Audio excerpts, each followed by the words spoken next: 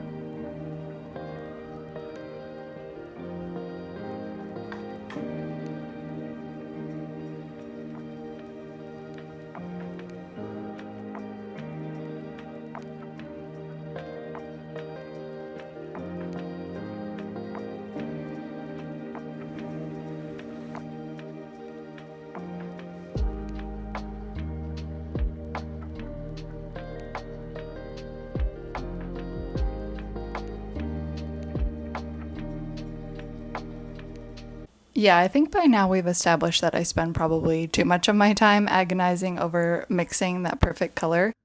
It's like a little more white, a little more red, test it out, I repeat that a million times. It's actually the neutrals that are surprisingly hard for me to get them just how I want, so it's taken me some time today. I actually hated this color when it was wet and I thought I had ruined it. It just looked so gross to me, but it turned out surprisingly beautiful when it dried.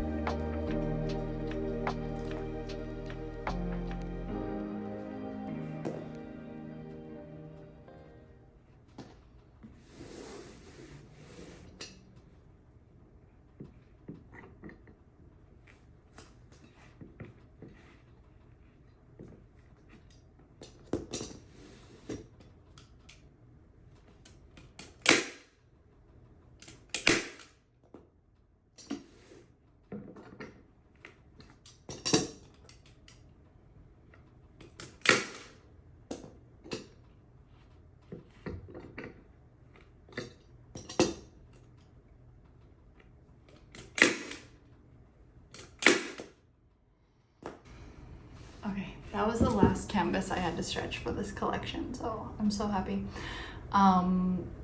Today is a weird day. I was thinking a lot while I was working. I get sometimes in my head, which I think a lot of artists do, and I sent out a newsletter recently talking about this, like this feeling of like, what if I like can't keep this going?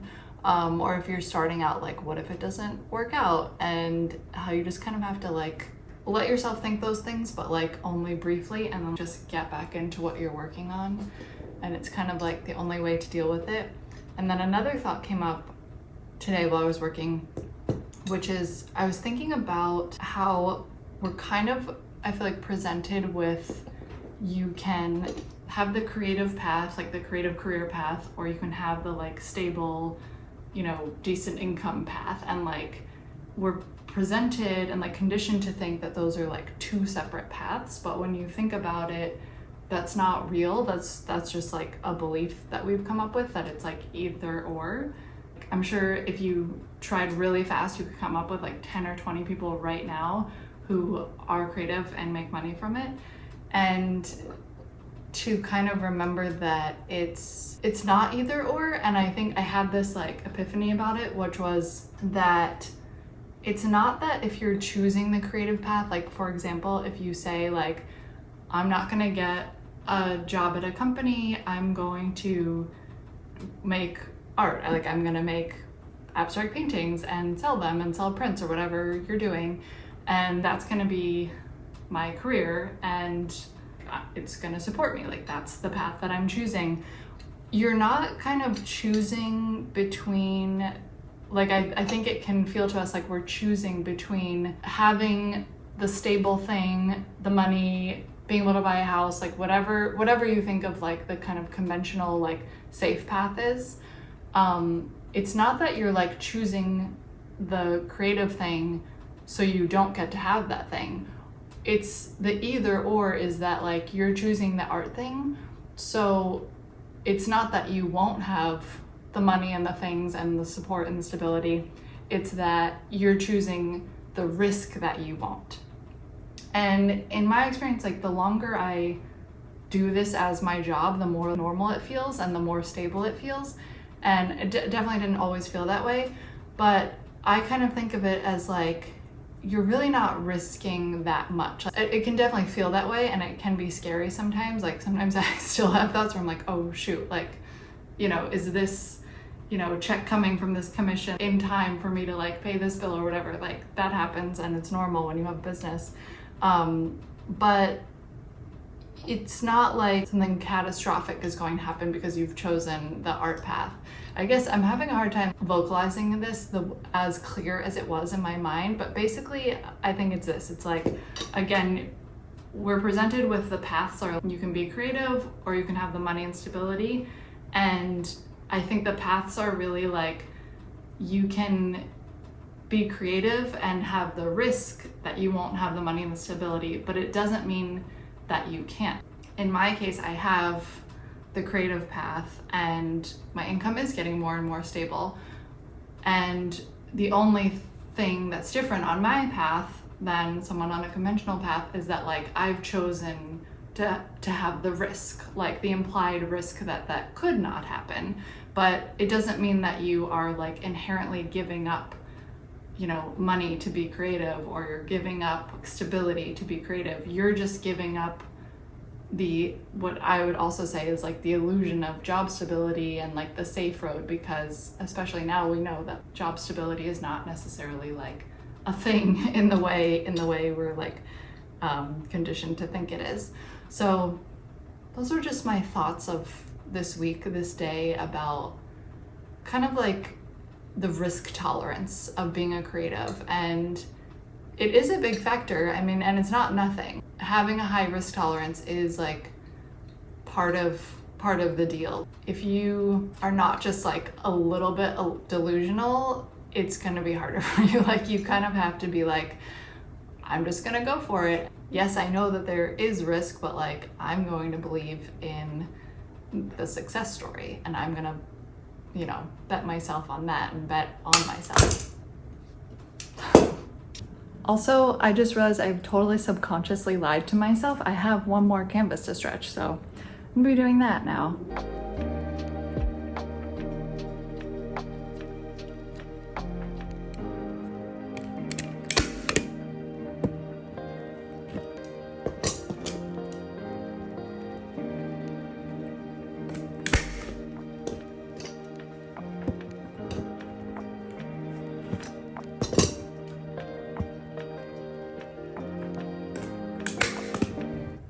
A little teaching moment here. If you happen to have seen a video that I did a couple weeks ago talking about getting ready for a new collection, and I had started stretching a canvas and it had kind of like a crease in it, and I got it out with water.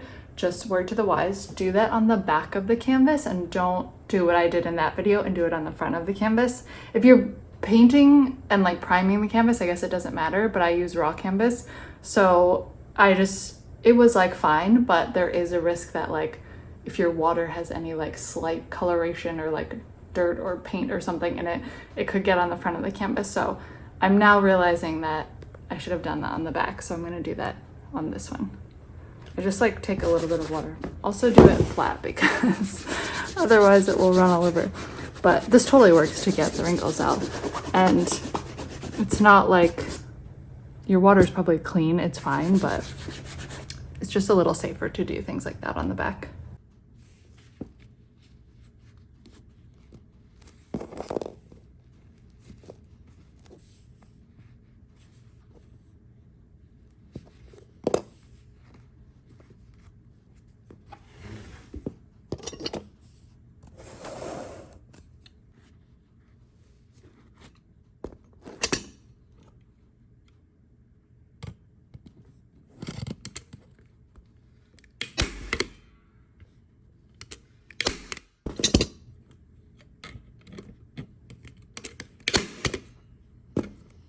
Thanks for hanging out with me today. I'll see you soon.